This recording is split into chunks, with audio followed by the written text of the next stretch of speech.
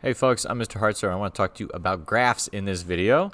So first, we just need to get started here. Graphing from a given set. So that means, right, this thing is a set. I know that because of those squiggly brackets. And all coordinate points are always written with my x first and my y second. Always. It's alphabetical. So all of these first numbers are my x coordinates, seconds are my y's. That also means, right, my domain comes from the first part. So it'd be 1, 2, 3, and 4. All of those front numbers.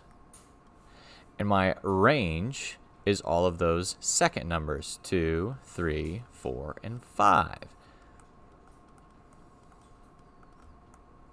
Then I need to actually graph these. That's the easiest way, but it's not the only way to figure out if this thing is a function. So let's graph them. 1, 2 means I go to the right 1, up 2. And then my next one is 2, 3, which means I go to the right 2 and then up 3. My first number is always my left and right. Second number is always my up and down.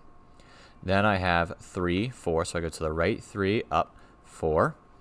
My last coordinate point is over to the right 4, up 5.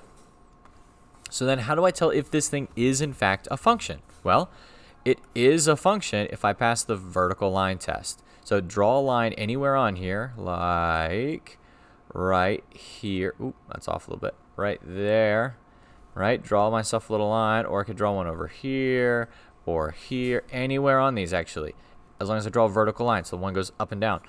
If I only cross one coordinate point, it's a function. Awesome. If any of these spots I cross two coordinate points, not a function. My other piece, no repeating x terms. So again, I've got a 1, 2, 3, and 4. No repeats. 1 doesn't show up again. 2 never shows up again. It only shows up the one time and it's done. That means I am, in fact, a function. Let's go check out our next example. Here, are these sets functions? Well, I could graph them. I could also look at them. Okay, so 6 and then a 7. Okay, not repeating yet. Ooh, 6. I have 1 6 here and now 2 6s here. Can't happen. If anything shows up twice, it's not a function. Now that's different from my y values. Y's can show up more than once. Look at this next one. I have a 2 and a 2 and a 2, but they're my y coordinates. That's fine. If it's an x coordinate, no longer a function. A 1, 3, 4, and 5. No repeats on my x's. Right? X's are always first. And there's no repeats, so yes, this is a function. Then I need to look at my next one. I have a 1, a 1, a 1, and a 1. Oh, all of them are the same. Not a function. Not a function, because I have repeating x coordinates. Next one, I have a 1, fine. 2, good. 3, good. 4, fine. I don't have any repeating x values, so yes, it is a function. Again, I cannot have repeating x values. I can have repeating y values, just like up here with this one. Repeating y's are fine. Repeating y values is fine. Not a problem at all. Let's go on to our last example. Second to last example, sorry.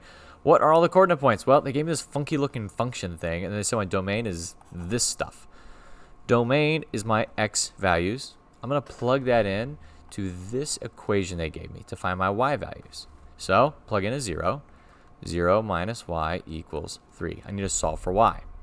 So the 0 here doesn't change anything, but I need to get rid of that minus sign in front of the y. So I'm going to multiply by a negative 1. That means everything's changing signs, so this is now positive y equals a negative 3. Well, what coordinate point does that give me then?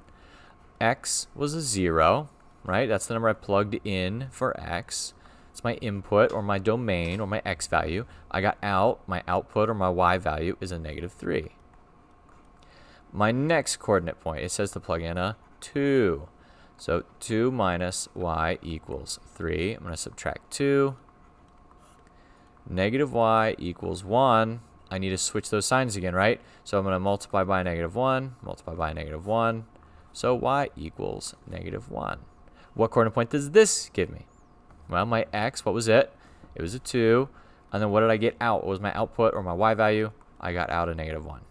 All right, next time I need to plug in, this is this last number here, the 4. 4 minus y equals 3. I subtract my 4, and then I have a negative y equals a negative 1. I divide both sides by that negative 1, or multiply. I think I've multiplied both these times. Not a problem. Either one's the same thing. Y equals a positive 1, which gives me the coordinate point. I plugged in a 4. I got out a positive 1. You don't have to write the plus. That's up to you. Then is this a function? Well, let's look at my x values. Do I have any repeats? I have a 0, a 2, and a 4. No repeats. So yes, it is a function. And again, my y values, it doesn't matter. I'm allowed to have repeats in my y's. X's have to be special. They have to be unique. Alrighty, our last example, folks. Use the graph to find each of the following. A lot of little things here, but none of them are individually that hard. Find f of negative 2. Well, if I'm plugging something into my f function, that's my x value. So my x is a negative 2. Go over to your graph. Okay, there's where x equals negative 2. F of something, this is a function, right? F of x is a fancy way of writing y. So what's my y value, or what's the height of my graph where x equals negative 2? Well, that's up here, and that's over at this 3. So I'm going to write that that is a 3. Then find where f of negative 5 is. So I'm going, in my parentheses here, this is always going to be my left and right stuff. That's a negative 5. So I go over where x equals negative 5. How tall is my graph? My graph there is actually undefined. Look at that open dot. That open dot means I'm actually never at negative 5. It's open. I can't sit there. I can't be there. That's not part of my graph. It just looks funny that way, right? So I'm actually going to write that this is undefined. For the next one, find the values of x when f of x equals 1. Remember what I wrote up here. F of x equals y. That's the same thing as my y. So what is x when y equals 1?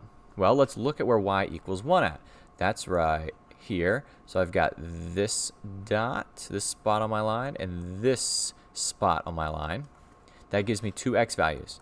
So that's where x equals, if I draw that down, negative 8. And where I draw this down, that splits the middle. So at negative 8, and where x equals 2.5. Then I have to find the values of x where, again, that's a y equals negative 1. Well, where's y equal negative 1? Bottom chunk of my graph.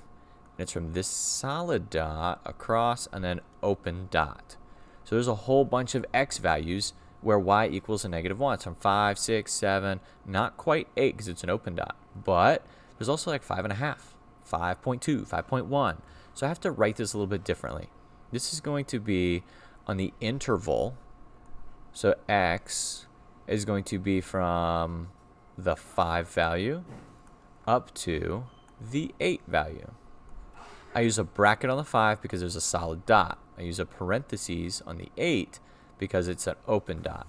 So solid dots will get you a bracket, and an open dot will get you a parenthesis. All right, so now we've got to talk about intervals of increasing. So where is this graph going up? Where is it getting taller? And that happens on this chunk right here. Solid dot at the bottom, open dot at the top. So what are the x values below those? Well, 8, negative 8, and negative 5. So I'm going to say from negative 8 to negative 5. And I'm actually parentheses on both of those because at the coordinate point, negative 8, and then I'm up 1. So at negative 8, 1, I'm not going up or down. I'm just starting. So I don't count that part. So it's going to be parentheses on both sides. Now, an interval of decreasing. Where am I going down? Well, that's this solid dot down, and then this solid dot. So what are those x values? Well, if I follow this one down, I cross right here at the origin, which means x is 0. So I'm going to go from 0, then comma, so because I go up to what? 5. Up to 5. And at the coordinate point x equals 0, and then I'm up 3, I'm not going up or down yet. At that point exactly, I'm just sitting still. I'm actually level there. If that's my starting point, I don't count it.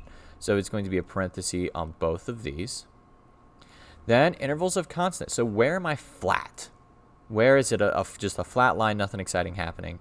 And that is from this big open dot to this closed dot. And that interval if we're looking at constant, so that open dot to that solid dot, we're going to write that it goes from -5 up to 0. And on these, I'm still going to write my zeros because at that point, at x equals 0, I start to change. So I'm saying I'm neither flat nor horizontal at that point. And then down here at the bottom, I go from a +5 up to 8. And again, at 5, I'm making that corner. So I don't count that as being constant yet. And at the 8, it's an open dot. So I'm still parentheses all the way around. Alrighty, folks, that's it. Thanks for watching. I hope you have a great rest of your day.